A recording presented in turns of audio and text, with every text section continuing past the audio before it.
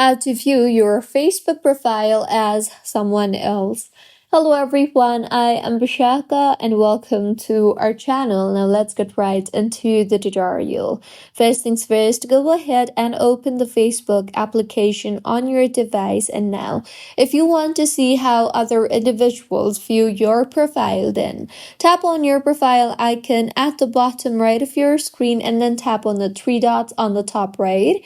Here you will see the option for view as. Tap on it, and now in this particular interface you will be able to see about how other people views your profile. Simply scroll through and see what other people gets to see on your profile, and this was about how you can view your Facebook profile as someone else.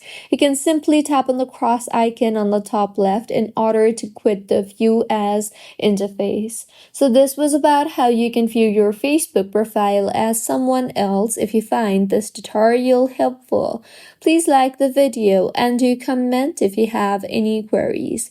Also, do subscribe to our channel for more helpful tutorials like this. See you on the next one.